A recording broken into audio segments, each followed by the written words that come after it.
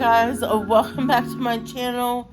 I'm coming in here editing this video. Actually, this is weekly reading vlog number 11. This is actually going to be 2 weeks of reading vlogs this week, and I'm having to film this while editing because apparently I've lost some of the footage, including one of the books that I read this week.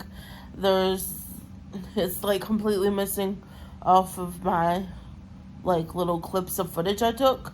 So it's starting off with the second book that I started out reading and this week, which is the last book in the Good Girls Guide to Murder series. So you're gonna see me start off talking about that, but there's gonna be no intro because somehow the footage got lost. I looked everywhere for it, couldn't find it. It's just gone. I don't know what happened, but anyways, I just thought I would go ahead and do the introduction here. That way there would be at least a little something introducing the video. I hope you guys enjoy it, and yeah, I'm gonna go ahead and send you back to Betsy of the past, and we'll start out my reading vlog week. However, I am excited about what I have left to read this week. So next, I'm getting in the last of the Good Girls Guide to Murder. Good is Dead. This is the very last one, and it's so chunky. It looks like it's the longest one yet. So I'm very excited for this one. There's no synopsis on it, so I have heard, though, that this one is much darker than the first two books. So I'm very excited to get started with this book, and I'll give you any updates I have along the way. So, hi guys. Oh, look at my hair looking crazy. Better. So, hi guys. I am not really even that far into it. I'm on chapter 7 now, page 50 of the last book in A Good Girl's Guide to Murder. This is the longest book in the series. I feel like it's a pretty chunky boy. But, so this pretty much picks up to where the second book left off. She ends the second book with starting to investigate what happened to Charlie. And Charlie is the person who set the farm on fire that had Kid Hawthorne in it, and Pip was trying to save him, pulled him out of the fire. Well, after all that happened, Charlie just went missing. And she started to privately investigate it in the end of the last book, and she created this little fake bottom to one of her drawers where she has all the stuff hidden where she's investigating what happened to Charlie because she feels broken, and she's experiencing, I guess, PTSD from where she was just trying to bring back Kid Hawthorne, and she even broke 2 of his ribs when he was doing CPR in the last book. It's really affected her. In this book, she's really broken. She can't even sleep at night because she can't stop thinking about it. So she started doing drugs. She started getting drugs from the same person that Max was getting his Rohypnols through, or at least she suspects he was. She asked him about it, and he won't tell her if he was getting his drugs through him. But she's been getting, I think it's Xanax, to quiet her mind so she can sleep at night, which she's also been keeping those pills hidden in the fake bottom of the drawer that she created. So it's been very interesting. She's pretty much she's trying to act like she's okay and everything's hunky-dory around all her friends, family, even her boyfriend Ravi. But underneath, she's broken, and she doesn't know how to fix herself. She thinks that finding Charlie and talking to him, she thinks they're one and the same, where he was trying to kill Kid Hawthorne and set the barn on fire. She thinks they're the same. She thinks finding him and talking to him is gonna I guess fix her in a way. So she's been silently investigating that. That's what I've landed on. And at the same time, she's fighting with Max, the guy who was doing giving the Rohypnol to the girls and raping them at the parties, because he got off in the last book, which she's not happy about, and he's pretty much been rubbing it in her face. So she released in the last book the recording that they wouldn't make admissible in court of him admitting to doing all that, drugging girls and raping them. She released the recording, and now in this book, he and his family are trying to sue her for defamation because it's ruined his reputation, and now he can't get any jobs. But hey, it's truth. So she's, in the beginning, he's threatening to sue, and she says, I am not, they want her to go on her podcast and publicly apologize and say that she fabricated the recording and that it wasn't real at all. And they want like $5,000 in damages. She was like, I'm not doing that, because she's like, I'm not going to lie on my podcast for you idiots. And I forgot what else she said. But it has been really good, but I don't know why I haven't made it that far. Because this is now Tuesday. I can't even remember what day it is. This is now Tuesday, and I think I started this Sunday. So I haven't read too much from it. So, yeah. So, yeah, if you hear any noises in the background, I'm not only washing clothes, but I'm also listening to this, like, creepy Halloweeny. It's called Gentle Melody. It's one of those aesthetics things from YouTube. I like to listen to those while I'm reading. It kind of just gives me some noise so it's not too quiet. So, and I found this really cool Halloween one that plays like creepy music, which I thought was the best to read while I'm reading creepy books. So, when I get back to reading this, I'm hoping to at least get a little bit more into the book.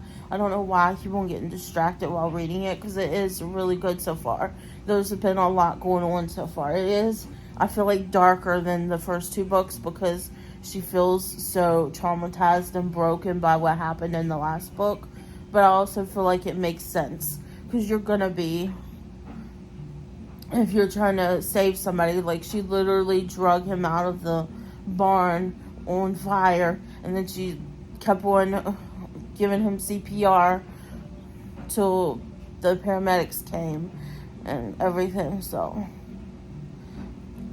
it's a little bit darker book. I'm gonna keep reading. Let's see if I get more into it or if I keep getting distracted like I have been the last couple days. But yeah.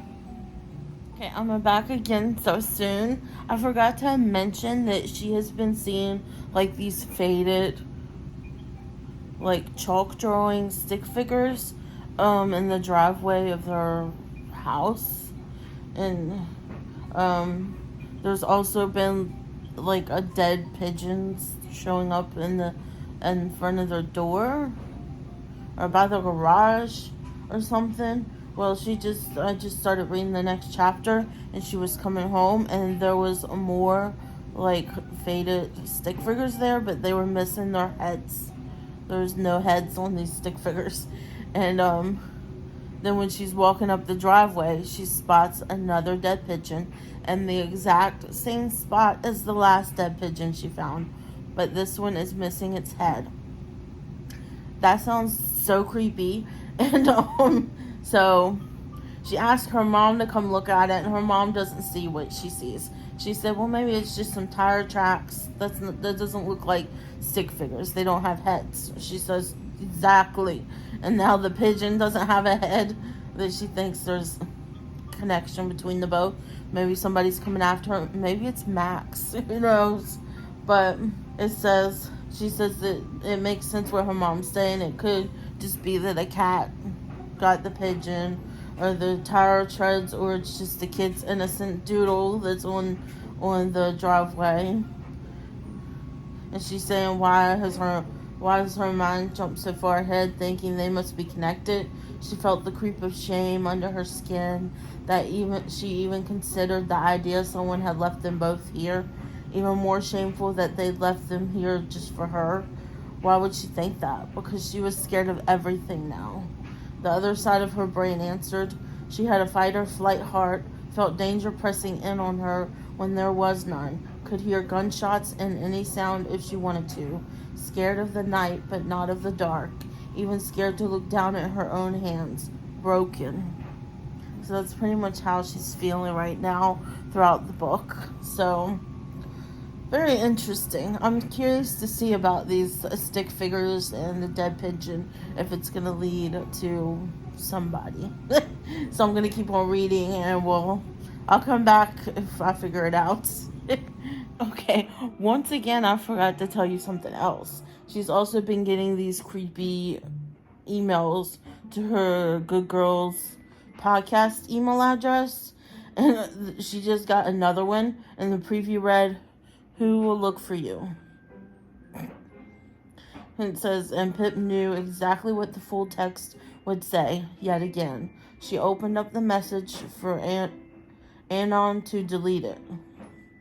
Maybe she could set up some kind of blocker that would send them straight to spam. The message opened, and Pip's thumb hovered over the trash icon.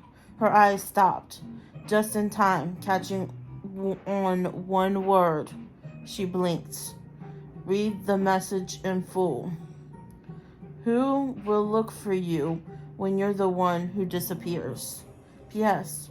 Remember to always kill 2 birds with 1 stone. So the first message she got just said, who will look for you when you're the one who disappears? And she thinks it's just like some prank email or whatever. But this one, it seems like somebody is after her. It says the phone slipped from her hands. And then moving on to chapter 8, it says, the soft thud of her phone falling to the carpet was the shot of a gun, aiming through her chest, echoing 5 times until her heart captured the sound and carried it on. She stood there for a moment, numb to everything except the violence erupting beneath her skin.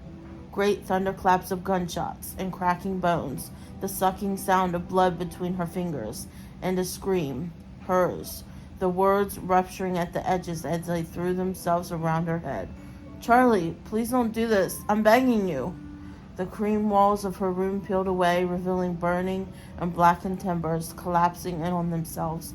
The abandoned farmhouse resurrected in her bedroom, filling her lungs with smoke. Pip closed her eyes and told herself she was here and now. She wasn't there and then, but she couldn't do it, not alone. She needed help.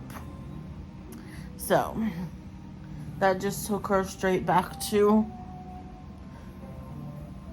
the last book and the murder. So, I'm going to keep reading, but it seems like somebody's out to get her. So, I need to give y'all a little update. I'm like, I'm not even halfway through the book yet. This book is a lot longer than the other one, and I find that I'm not having as much time to read.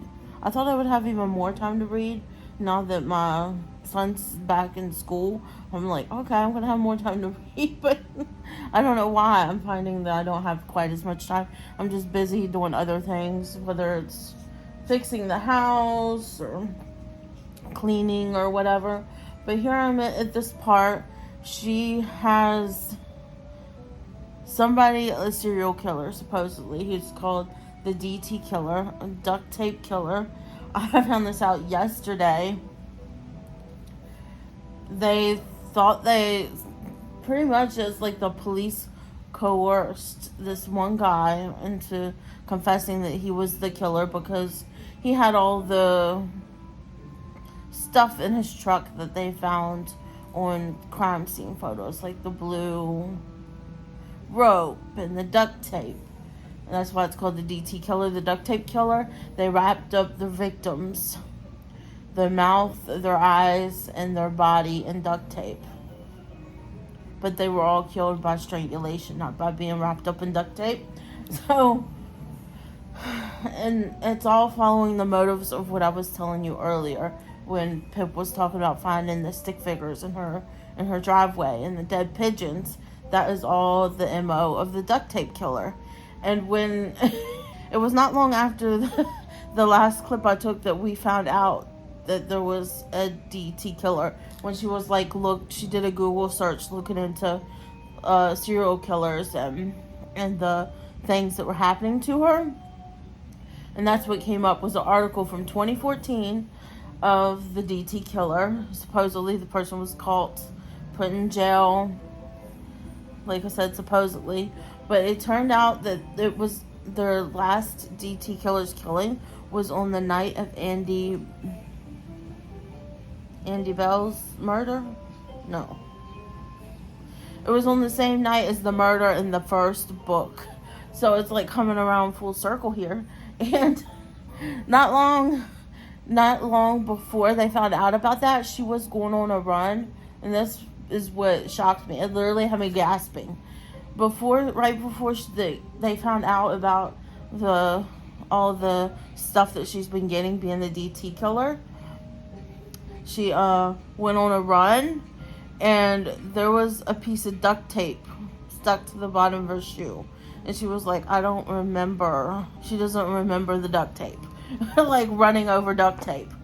And not only that, when she was coming back from her run, and at the exact spot where she always starts walking on her way home to like cool down from her run, at that exact spot there was a chalk that said "dead man walking." And now she's gotten like 2 unknown callers where nobody is saying anything when she answers it. She says that she can hear breathing on the end of the phone, and that's it. But somehow this DT killer is connected to the very first case that she did in the first book. So she's been talking to so she found out about the DT killer. There was the DT killers said the supposed killer, his mom was posting on Facebook about anybody who like had anything knowledge of it or wanted to help prove his innocence, because she believed that that the police coerced him into confessing to the murder, because they had him waiting in an interrogation room for 9 hours with no breaks.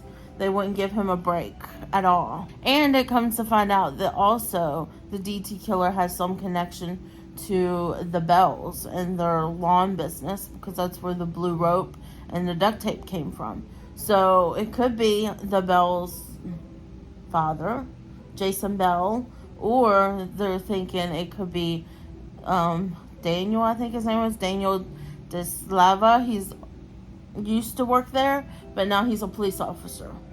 So, I mean, I'm not going to say anything, but he be acting suspicious in all the books. So, I wouldn't be surprised if that's who the DT killer is. Especially since it was a police officer that coerced the guy into claiming that he was the murderer, even though he's not. But anyways, I come to find out that Andy Bell was in contact with the DT killer's mom. She was having emails back and forth, talking to her and everything through an anonymous email account, nobody knew about. This is the whole reason I'm giving you the update right now, because she ended up having to call Becca in jail to find out, which is Andy Bell's sister, to find out what the name of her first hamster was and pet name, because that was the security question, so she could reset the password on her second email account. So she gave her the answer to that, and now she got into the email account, and there is an email. She didn't notice anything, just the emails that she was sending to HH, which is the guy's mom. And then she found a drafts folder, and there's just one in the draft folder that hasn't been sent, and that's what I just found. I'm gonna show it to you. So here we have a draft folder that hasn't been sent, and it says the subject is from Anon, and the first thing it says is, "To whom it may concern, I know who the DT killer is." Okay. I'm not going to read the email here, because just in case it does disclose who the DT killer is, because I ain't going to tell you. You got to read the books to find out. But This book is actually better than the second book. And I gave the second book 5 stars too. I feel like this has been more fast paced than the second book. Even though it's taken me longer to read, it is longer. This is like the longest, I think this is the longest book out of the whole series, because this is like almost 500 pages. But it's so good. It's so fast paced right from the beginning. Stuff started happening. I mean, clearly she's messed up. She thinks that at the end of this case she'll be fixed and everything, but I don't know. She keeps on having PTSD where she feels blood on her hands and everything and tries to wipe it off on her pants and stuff, and PTSD from just the previous case that she was working with. But I'm gonna keep reading because I need to know what that email says, but I just had to update y'all a little bit on it. Anyways, I'm gonna get back to reading and I'll come back in with any updates I have. Oh my god, you guys. So I'm doing an update. She's interviewing Lieutenant Nolan about the DT killer, and he just said something. I think I know who the DT killer is. And it's somebody who is so close to her, somebody she trusts, somebody at the police station. I don't want to say who it is in case I'm right. I'm getting ready to go into chapter 23 here. And guys, I was thinking it was Daniel DeSilva, but I think it's an actual detective that is the DT killer. I don't know. We'll see. I definitely think it's somebody at the police station. But if it is the person I'm thinking, wow. It's the person who's been helping her through the other 2 cases, who she really trusts. I'm going to keep reading because I need to know if it is him. Oh my god. Okay, you guys, be prepared for maybe a lot of updates, because not even 2 seconds later, I'm on chapter 23. And she woke up in the middle of the night to some noise. She doesn't sleep deep anymore. And apparently she's getting something, a fax on her wireless printer, and she walks over to look at it, and the fax reads, "Who will look for you when you're the one who disappears?" Which she's been getting that, and emails and texts, that same thing. But then it says, "P.S. I learned this trick from you. Season 1, episode 5. Ready for my next trick? Wow." And then it says, "The page was covered in Stanley's not their blood, leaking from Pip's not their hands. No, the hands were there, but her heart had gone, throwing itself down the ladder of her spine, curdling in the acid of her guts. No, how?" It says Pip swung around her eyes wild, her breath wilder, taking in every shadow. Each one was DT before it was not. She was alone. He wasn't here. But how? Her frantic gaze landed back on the printer. Wireless printer. Anyone within range could send something through, which meant he had to be close by. DT, he was here, outside or inside the house. Oh, you guys, it's getting good. I'm back again. You guys, the DT killer called her again for the 3rd time, and she has this app that she put on her phone that unmasks unknown caller numbers so she knows who it is. So she used that app the 3rd time that he called to get his number, and she went to call him back using star 67 to hide her number. The ringing was from behind her. He had caught her. He called her. Now we're on 25. And let me show you. I'm on chapter 25 now. Chapter 25 looks like a stick figure. How is she going to get out of this? And it's not even halfway through the book yet, and he called her. I'm very curious as to who this is. Maybe we're going to find out earlier rather than later. Anyways, Ravi's going to come looking for her because she was supposed to be spending the night at Ravi's house after what happened in the middle of the night. So, oh no. So they had her in the car, and she was thinking of what can I do while they're taking her to a second location to leave some type of evidence behind. So she's trying to rub some of her hair off in the trunk, some of her skin, leave prints on the plastic sides of the trunk. They finally made it to the second location. We know who the killer is. It's nobody I suspected. I didn't guess who the killer was. So we know who the DT killer is at chapter 27. We find out at the end of chapter 26 who it is. I cannot believe it.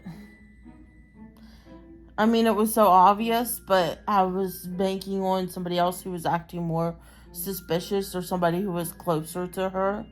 But who knows? Maybe it's not the only person. Maybe there's an accomplice too, and it's more than one person. We'll see. I'm still shocked as to who it is. Wow.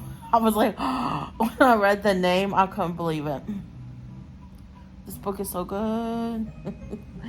Gonna keep on reading because I need to find out if it's just this one person or if there's more people, because we're probably about halfway through now. So I'm surprised that it's like halfway through the book and she's been taken and we know who the killer is. So now it's going to probably be about who's looking for her, I assume, and her maybe trying to possibly escape. But who knows, because they have her duct taped around the ankles, her hands behind her back, and she has duct tape over her mouth. So, which I'm surprised there's no duct tape over her eyes, because the other victims had duct tape over their eyes too, but maybe they did that after they strangled them.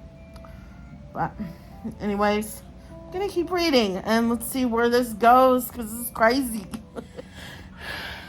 Hi guys. So I finished As Good as Dead, the last book in the A Good Girl's Guide to Murder series. It was so good. I'll give it 5 stars. The whole series is like a 5-star series for me. I really, really enjoyed it. The last book is definitely a little bit of a darker than the first 2. And very, very interesting. So, I definitely recommend the series if you're looking into something to read during spooky season. That would be the perfect one. But now I'm moving on to maybe my most anticipated book that I'm reading this week, besides the Good Girl's Guide to Murder one. And that is this one. It's called A Dead 11 by Jimmy Giuliano. I want to say Juliano. It's probably not. It's Giuliano. But for one, look on the cover. There is a blurb from R.L. Stine, like the king of horror. And R.L. Stine says, chillingly creepy. You've been warned. So this just sounds so good. Not to mention, are we not getting 90s throwback vibes with the VHS on here? Like it's a horror movie. And it's rated R. If you see the little R peeking through there, it's rated R. So, I have to read this to you. I'll read the insert here. It says, on a creepy island where everyone has a strange obsession with the year 1994, a newcomer arrives, hoping to learn the truth about her son's death. Clifford Island, when Willowstone finds these words written on the floor of her deceased son's bedroom. She's perplexed. She's never heard of it before, but soon learns it's a tiny island off Wisconsin's Door County Peninsula, 200 miles from Willow's home. Why would her son write this on his floor, hoping to find answers? Willow sets out for the island. After a few days on Clifford, Willow realizes this place is not normal. Everyone seems to be stuck in 1994. They wear outdated clothing, avoid modern technology, and perhaps the most mystifying, watch the O.J. Simpson car chase every evening. When she asks questions, people are evasive. But she learns one thing: close your curtains at night. High schooler Lily Becker has lived on Clifford her entire life, and she is sick of the island's twisted mythology. And adhering to the rules, she's been to the mainland, and everyone is normal there. So why is Clifford so weird? Lily vows to prove that the islanders' beliefs are a sham, but are they? Then Willow disappears. her brother Harper comes to Clifford to look for her. And when he learns the truth that this island is far more sinister than anyone could have imagined, he is determined to blow the whole thing open if he can get out alive. So that sounds so good. It almost makes me think of Silent Hill. If y'all have played the video game or seen the movie, it's like this little town, and then when people go there, they disappear. So, I mean, it sounds really good. I'm already on the second chapter because, of course, once I finished with the other book, I started with this one because I was literally so excited to read it. And he has like a little thing at the beginning. It's a note to the reader. So he has this little thing at the beginning that's a note to the reader, and it makes it seem like it's like a real thing that really happened. So it's kind of like, I guess, instead of a prologue, it's a note to the reader. So it's kind of like the prologue to the book. So good. It makes it sound like the whole story is going to be like a real story that actually took place in the actual place. But yeah, I'm going to keep reading it because I'm on chapter 2 right now. So I'm going to keep reading. If I have any super creepy updates, I'll update you. Hi. So here I'm reading Dead 11, and I'm on chapter 10 now. And this has been a pretty interesting book so far. I'm really, really liking it. So it's about this, when it opens up, of course, like I told you at the beginning, there's like that prologue, which is a note to the reader that makes it seem like this is like a real story and somebody's just documenting it. But it opens up with Willow, and apparently, it opens up with Willow.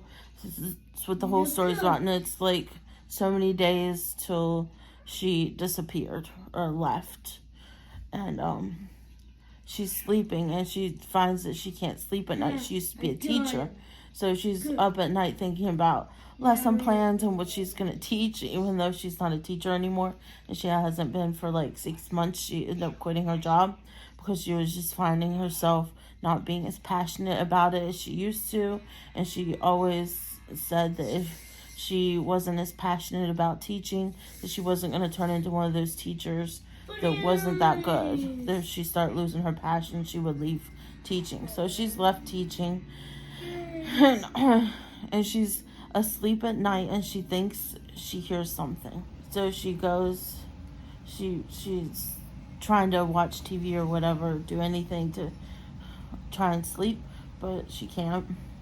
And she thinks she hears something. And the next thing you know, she thinks she sees something at the crack in their door.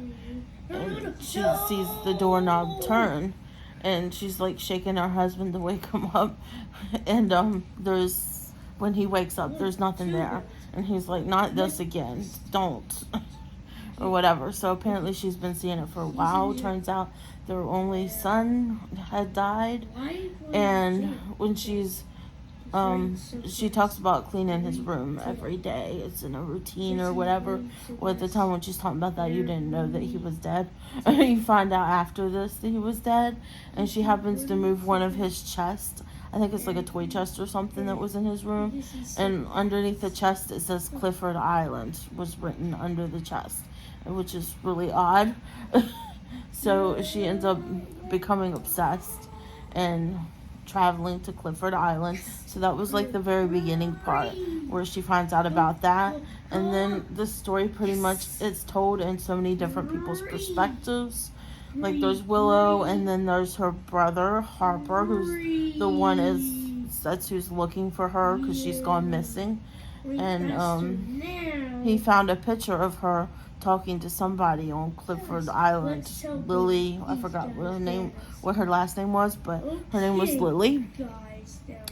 And I really am enjoying in the way this is written. It is in more people's perspectives than I was thinking it would be, but it's like in different styles. Like it'll be like interview style where two people are talking, and then it'll be in in Willow's point of view, while she's at the island, she's writing letters to her husband. I think it might be her ex-husband. They've either separated or divorced and went their separate ways. But she's like writing to him and telling him about the island as she's there when it's in her perspective.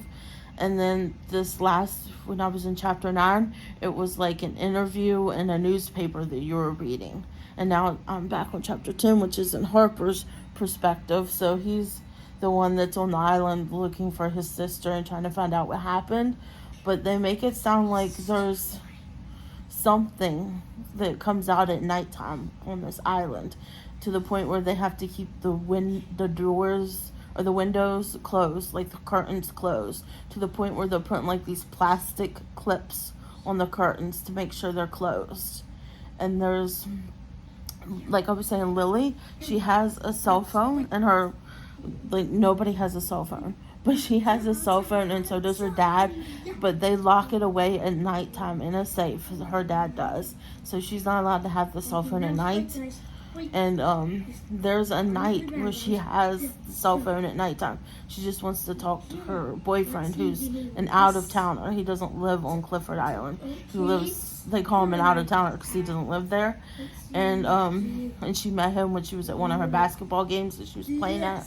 But she wants to text him so bad, so she sneaks in her dad's room and goes downstairs and gets the cell phone and goes back up to her room. Well, she didn't even realize that her curtains weren't clamped shut, and there was like an inch or two of an opening in the curtain, and something happens that wakes her dad up, and he comes running in the room and scares her, and she drops her cell phone, and he takes it from her and puts it under her pillow and starts hugging her like she was about to die or something.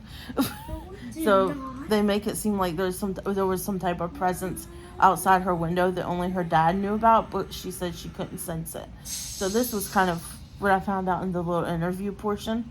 So this has been very interesting. I am really, really invested in this, and I love the way it's told in different perspectives, from like interview style, newspaper clippings, letters, and then in his perspective where he's just like investigating the town and seeing it. I'm really, really enjoying this. It's really good character development, giving you a good backstory. So I'm going to keep reading, and I'll update you any more if I have any more updates. So I just finished the end of chapter 10 in Harper's perspective. He's pretty much talking to the pastor of the church where she was working at, because she was working as like a youth teacher at the church, and she had her own little cottage that was around the church too. It seems like maybe out in the woods. There's a lot of woods in this place. So I just got to the end of the chapter where the pastor was showing him where she lived and everything, and the first thing he noticed was that it smelled really clean, like bleach and Lysol is what the place smelled like. And which I think is very interesting. If she just up and left, that it's just so clean. He says that it looks like the place, everything's just supposed to be just so, except for there's this one painting that is a little crooked that he notices. So when he's getting ready to leave, he pats his pockets when they've left the cottage already. He's like, oh, I must have left my cell phone inside because it's not in my pockets. So he's like, I'm going to run back real quick and get my phone, look and see if my phone's in there and pick it up, and I'll be back. So he goes back, and he goes to the painting that was like crooked, looked like it was out of place out of all the other ones, and he flips the painting over. He says, shoot, I said, I think I left my phone inside. Rita furrowed her eyebrows and was about to speak, but I didn't give her the chance. 1 second, I stammered, rushing back inside the cottage. I beelined toward the painting, the one that was hung crookedly by about a half an inch. I was the only thing in the entire cottage that was not exactly where it was supposed to be. Maybe someone had bumped into it, but I didn't think so. I grabbed it with 2 hands and lifted it off the nail on the wall. I knew something would be there. It felt like more than a hunch. I flipped the painting over, and there it was. An envelope was wedged between the picture frame and the backing, and I instantly recognized my sister's handwriting. she had written a name on the outside of the envelope. Mine. And that was the end of the chapter. So I thought, oh wow, that's really interesting. I wonder why she hid a letter to her brother behind a painting. And she made sure that it looked out of place so he would recognize it when he was looking for her. So I don't know if she's like leaving little clues for him or what's going on here, but this is creepy. The people are acting weird, like there's something up. So this is so good. I'm really, really liking this book so far. I'm gonna keep reading here. Chapter 11 looks like it's in the interview style. It says a Berkhoff Department of Psychology student study thematic examination of nightmares and bad dreams. Interview subject number 4, Willow Coates, November 12th, 2003. So very interesting. So this is kind of like an interview. I'm gonna keep reading. Hi y'all, I'm coming in for an update. If you hear anything in the background, that's the ambiance I'm listening to here. I'll show you. I'll show you. So I have like an ambiance going in the background. I like to listen to spooky music while I'm reading a spooky book. Just sets the mood, I think. But I finally finished reading that 11. It's now Monday, Labor Day. I just finished it. This was so good. It took me so long to read. It's a long book, but not just because I didn't really get bored reading this book. I loved it. I enjoyed every minute. I loved getting to know the characters and what they knew about the island, Clifford Island. And it was just, I don't know, I enjoyed every minute of it, getting to know the island and just the atmosphere, the creepy atmosphere that was going on here. I really enjoyed the ending. I enjoyed this whole book. It's 5 stars for me. I could totally see this as being like a new creepy TV show on TV. So I wouldn't be surprised if this turns into a TV show one day. But I definitely loved this book. And all the creepy, spooky vibes. I was even reading it in the dark at one point. There's just so much that goes on here. It's just, wow. Amazing. But I really like this. It's the debut book from this author, Jimmy Giuliano, I think is how you say it. I was going to say Juliano, but I think it's Jimmy Giuliano. But it's his debut novel, and it just came out in June, I believe. So I'm going to be keeping an eye on this author because I loved it. And it has like this blurb from R.L. Stine on the cover. I know a lot of people were comparing this to like Stephen King books because that type of horror. And I've never really read a Stephen King book, so I can't really compare it to Stephen King. But I've read a lot of R.L. Stine's, and I do really think this could be something like R.L. Stine because I remember... R.L. Stine's mainly middle grade, so they're shorter novels, but it's like the same type of thing. You get to know the characters. There's always some type of twist. So I definitely would compare it to R.L. Stine. So if you like R.L. Stine and maybe Stephen King, you would like this too. So now that I'm moving on from my spooky read, I am going back into summer because, believe it or not, it is still in the 90s here. I'm wanting fall so bad. I can feel it in my bones, but the temperature just keeps rising. It's in the 90s here, and it's supposed to even get into the hundreds in Virginia. I'm like, what is going on here? That's normally in July. We're in September now. It should be starting to get into the 70s at some point, but whatever. So the next book I think I picked up to read, I've had this one on my library TBR forever. It keeps getting renewed because there's nobody that has it on. There's no holds on it. But this is Hello Summer by Mary Kay Andrews. This is kind of following the spooky vibes. This one it looks summery. It's more of like a summerween book. I'll read you the synopsis on the inside, and it's a pretty thick book too. So, even though this is 2 weeks of reading vlogs, it might not be that many books read because I'm reading like my bigger, thicker books. So this one says, it's a new season. And I don't know if there's more books before this one or not, but it says it's a new season. Connolly Hawkins left her family's small town and its newspaper, the Silver Bay Beacon, in the rearview mirror years ago. Now a star reporter for a big city paper, Connolly is exactly where she wants to be and is about to take a fancy new position in Washington, D.C., or so she thinks. For small town scandals, when the new job goes up in smoke, Connolly finds herself right back where she started, working for his sister, who is trying to keep the Silver Bay Beacon afloat. And she doesn't exactly have warm feelings for Connolly. Soon her sister gives her the unbelievable task of overseeing the local gossip column, Hello Summer, and Big Time Secrets.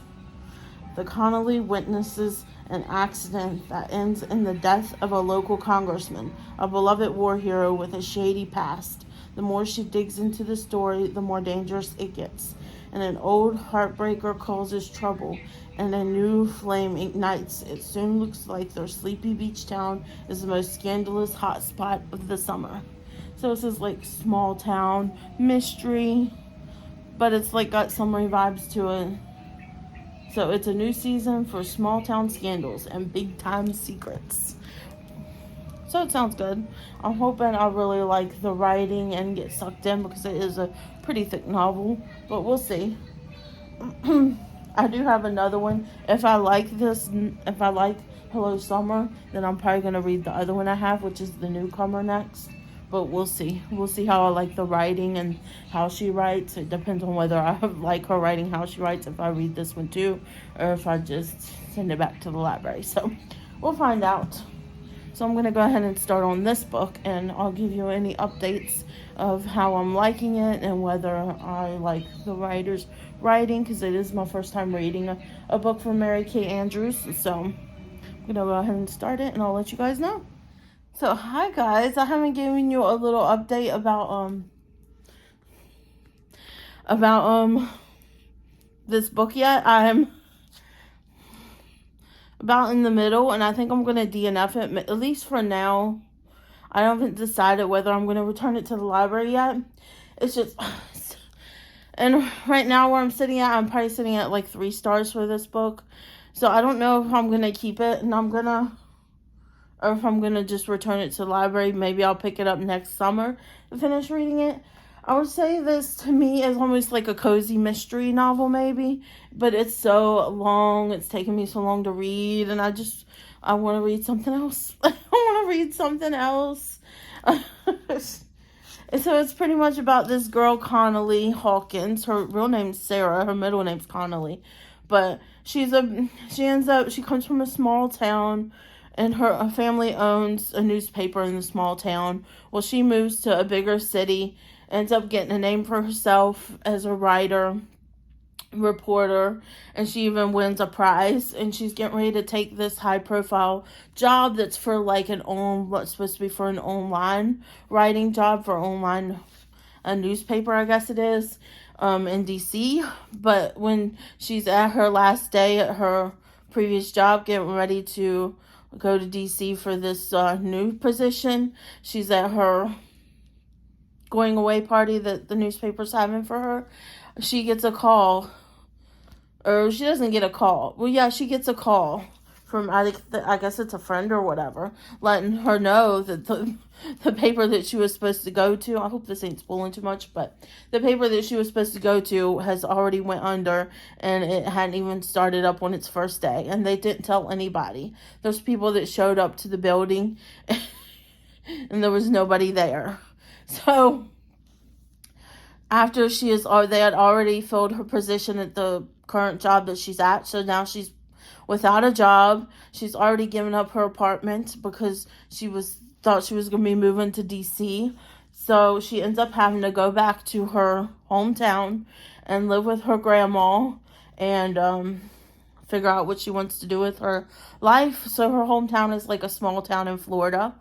And her family even has like a beach house, which she ends up going to the beach house and taking her grandma there because her grandma's been wanting to go, but her other sister won't take her. And she So so once she gets back to her small town, she runs into a childhood friend that she knew in high school. His name is Scully. It's not That's his nickname. That's not his actual name, but they go by they she pretty much calls him Scully through the whole book. So and so she ends up meeting him and in a bar nonetheless. So she ends up getting, I guess, too drunk to drive. So he offers to drive her back home. And this is like the first night that she's back in her hometown and everything. He offers to drive her home. And when they're driving home, they come across an overturned Cadillac SUV on the side of the road. They stop to check out and see if the people are okay. But the Cadillac is already starting to smoke. And then by the time they try to break open the window and everything, it starts to catch on fire. And it's just too much that they can't get through the fire to rescue the person that's inside. But when they arrived, they called 911, and the rescue operators come not long after that. But the car had already been up in flames, the body and everything. So the person's dead. Turns out that it's some famous congressman. And pretty much she's trying to she's writing a story about it. And she's trying to find out about the mysterious death, because they said when they found it on the side of the road, there was no cars around. It was like an empty highway. So they're trying to figure out the mysterious death, what happened to him, and all this. So that's pretty much what this book is about. She keeps on prying, and nobody likes it. And she was going to write it for their family's newspaper, to print in the newspaper, but she's making it seem like it's that he didn't die in the car wreck. That it was like a murder, pretty much. Somebody murdered him, ran him off the road, whatever. So that's pretty much what she's doing. And I am enjoying the book. And I am reading through it pretty quickly, but it's just, I'm ready for something new. So for now, I'm DNFing it. I haven't decided whether I'm going to return it to the library yet or not, or and just wait until next summer and maybe recheck it out, because I am on what chapter am I on? Ended up on chapter 29. So yeah, maybe I'll make note of what chapter I'm on in the book in my phone, and maybe next summer I'll come back to this, because it is a very summery book. Like, she's pretty much living on the beach right now trying to figure this out. So I think I might end up returning it back to the library, but then like making a note on my phone, and maybe next summer I'll pick it back up, and I'll pick up back where I started off. But I'm over it. But for now, I'm over that book. I'm ready to move on and read something else. It's taken me too long to read through this. So I think a thick book right now is just not for me. So I think I'm just going to return both of them. I was even talking to you sooner about reading The Newcomer. But I think I'm just going to return both of them tomorrow when I go to the library, because I have a couple more books that I put on hold that became available that I'm going to add to my September TBR, library TBR. So I think I'm going to just take these back to the library tomorrow, and I'll pick up the other books. So I am going to start reading another book, though, and it's another mystery book. This one is called The House by Christina Lauren. I didn't even know Christina Lauren did mysteries, but apparently this is a YA novel. It says, he's always dressed in black. His head down and shaggy black hair falls into his eyes. But when Gavin looks up at Delilah, his dark eyes, shadowed with bluish circles, seem to flicker to life. Her lifelong fascination with him has been a mixture of longing and bear-like protectiveness. Because he lives in that house, the one at the edge of town, spooky and maybe haunted, Delilah thinks it might be something worse than haunted. Gavin tells Delilah he's hers, completely. But whatever lives with him inside that house disagrees. How freaking spooky does that sound? I feel like I'm gonna probably eat this one up. So I am starting this one today, which is September 7th. It's a Thursday. So for it to be included in this week's vlog, because I normally edit Saturday mornings. Normally Saturday mornings I edit and post my weekly reading vlogs. So hopefully I can finish this by Saturday. It's not very big, so I think, especially since it's a YA, it's bigger writing, so it's easier to get through. So I do think I'm going to be able to get through this. Anyways, so I'm going to start on this book, and if I have any updates, I will come in and let y'all update, and I'll give y'all updates. This has just turned into a spooky reading week. I'm so ready for fall, so I'm not surprised. So I'm going to start reading this, and I'll come back with any updates I have. Okay, guys. So our little update for this, The House by Christina Lauren. I've only read the first chapter, so it looks like it's going to be a dual point of view between her and him.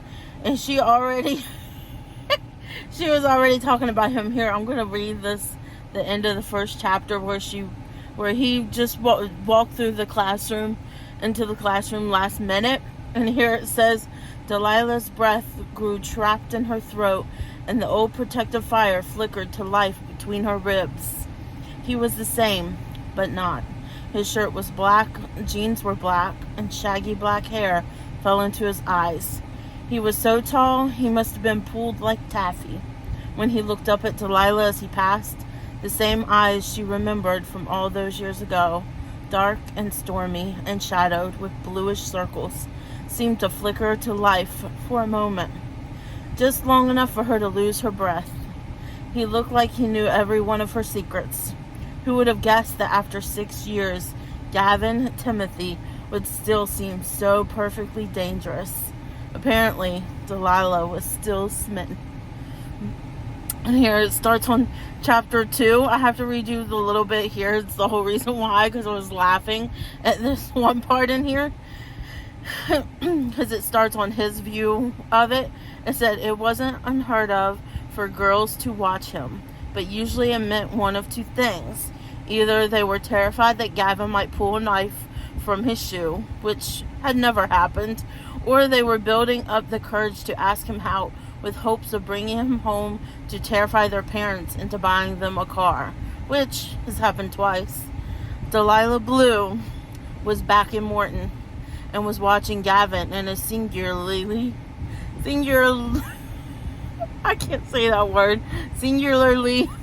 different way. She looked like a wolf stalking a rabbit. There's some... Oh, yes! So perfect. I thought that was my YouTube first. You guys, happiness. Maybe it's a little bit of the buy one get one for all drinks from Starbucks, because I got 2 and I've been sipping on them both. But there is just some thunder. I'm so excited. I've been wanting rain. It hasn't rained here in a while, and we're going through like this heat advisory right now this week. And it hasn't been that hot here in Virginia all summer. This has been like the hottest it's been all summer, and we haven't had any rain. So I want rain. I want all of the rain. I miss the rain. I love reading in the rain. So anyways, I had to come here and tell you about that little excerpt, because I just laughed when he said she looked like a wolf stalking a rabbit. Like he's afraid she's going to pounce on him and eat him alive. This is already turning out to be so good. I'm glad I DNF'd the last book and I'm moving on to this, because I think this I'm going to eat up. I'm already liking it so much so far. So I'm going to go and pray for this to actually rain and not just be heat or humidity thunder.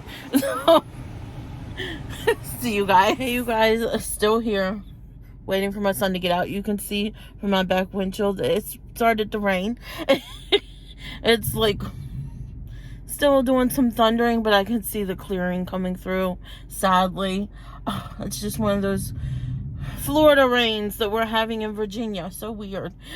Anyways, so now we're back in her perspective. It's chapter 3. We're back in her perspective, and she's pretty much following him home, I guess. And everything. And she's talking about how kids used to say the house was haunted. But it never looked that way to Delilah. It was stunning, thriving, like something out of an old story or an ancient black and white movie. Teenagers had always bragged about egging the house on Halloween, but to her knowledge, no one had ever really done it. The house, like most strange things in Morton, including Gavin, was just different enough to make the town residents want to pretend it wasn't there at all. He turned the corner in the distance, and Delilah hung back, stepping behind the trunk of a large elm to watch. She waited for him to approach the fence, and she told herself that as soon as he reached for the latch at the gate, she would turn and walk home. But it never happened. Gavin crossed from one side of the street to the other, and the iron gate began to move, creaking open without being touched. The doors swung apart just far enough for him to slip through before closing again with a clang. She never saw him turn, never even saw him touch the gate at all. Delilah didn't know what to make of this and stood stock still, frozen in place behind the old willow tree. Why would anyone need an automatic gate that wasn't for a driveway? So she thinks it's an automatic gate. That place is haunted. It has to be haunted. Oh my gosh. So good. So good. Hi guys. So here I am doing an update of the house. This is the very next day after I told you that I was going to maybe put this in the reading vlog for this week's reading vlog if I could read it good. It's definitely going in the reading vlog because holy crap, this is so good. I don't know why more people are not talking about this book. This is so good. I know when I was looking at reviews on Goodreads, because I always do that, some people said that it seemed too young for them, but it's a young adult novel, so you should know what you're going into when you're reading a young adult novel. Of course, it's going to seem young, but like the romance in it, it's very young and new and like you're having your first boyfriend and girlfriend. And for me, it's just, I guess, nostalgic. When I read about young adult romances, it takes me back to when I was that age, and remember those feelings you have of that first person that you really liked and the first boyfriend you had. It just makes me think of that. So I don't really mind if it's a little young reading, but this is so good. The house though,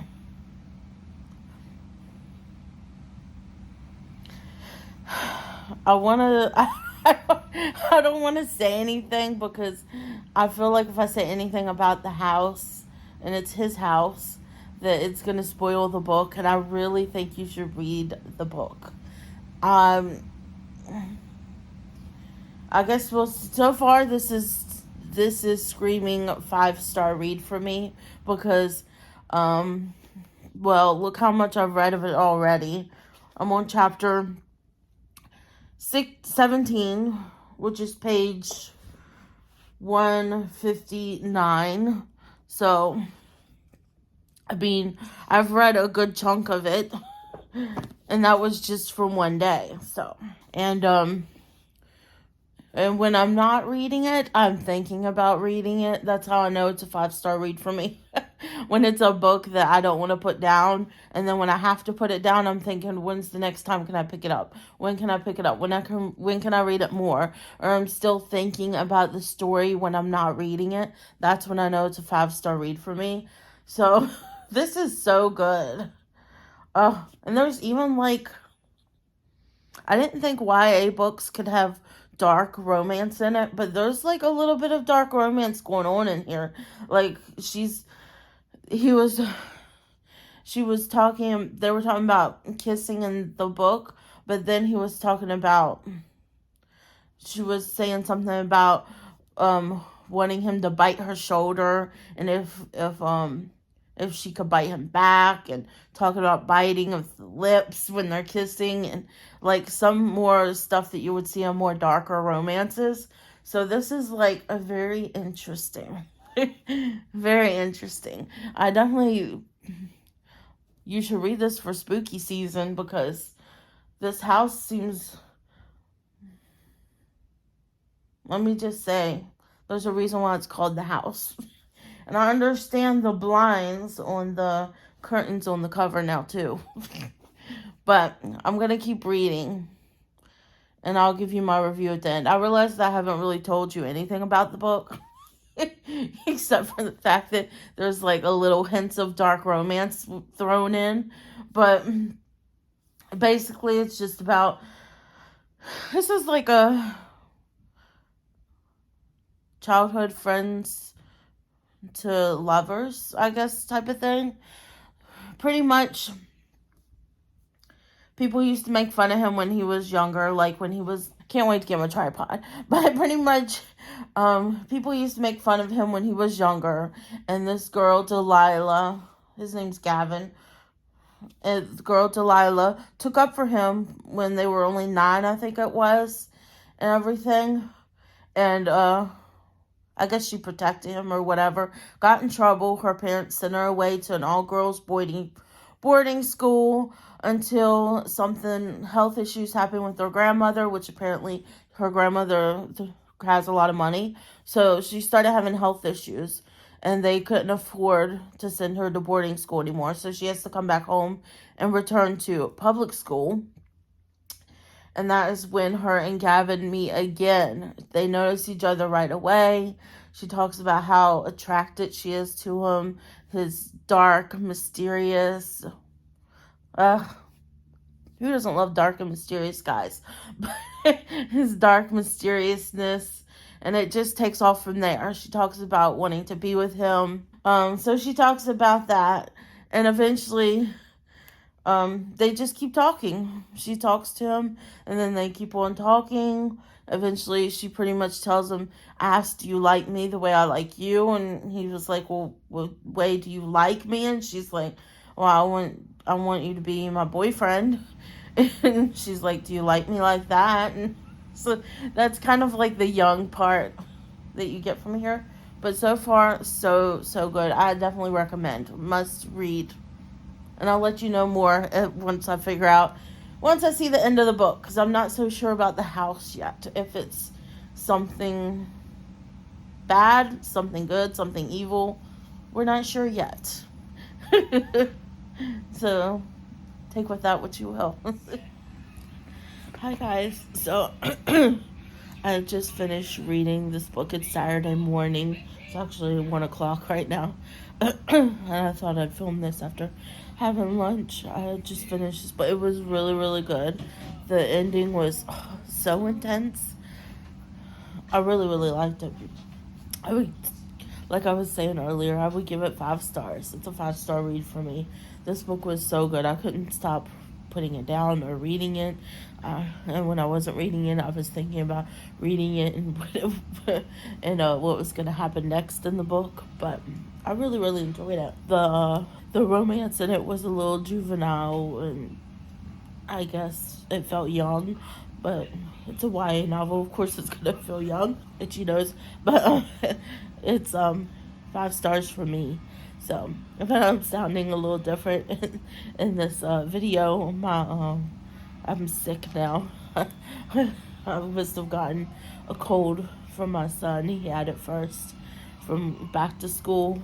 Kids back to school, they're passing their sicknesses around again. So he passed it to me. Lucky me. But yeah. I now have a selfie tripod that I can hold my phone with, so it's a little bit easier for me to talk. But that's going to be the end. So this is going to be the end of my weekly reading vlog. This one, of course, includes 2 weeks of reading, and it's not as many books because the books I've read were bigger, thicker books. So, and it's kind of a spooky reading vlog, except for the first book I read. But after the first book I read, which was like a romance, the rest of them were like thrillers and mysteries. And I really, really thoroughly enjoyed that this week. And I'm going to be continuing on with the mysteries and thrillers next week. You have to tune in for next week's vlog for that. But now that it's officially September and spooky season in my book, let me tell ya, I'm gonna be reading more probably thrillers and spooky books. So y'all have to tune in for that. But for now, that's it for this week. So I hope you guys enjoyed this video. If you liked it, please give me a thumbs up down below. And if you're not yet subscribed, I would greatly appreciate it if you consider subscribing to my channel. And next to the subscribe button is the bell. You can ring that to be notified of all my future uploads. And I hope you guys are having a great day, night, weekend, whenever it is you're watching this. And I'll see you guys next time. Bye, guys.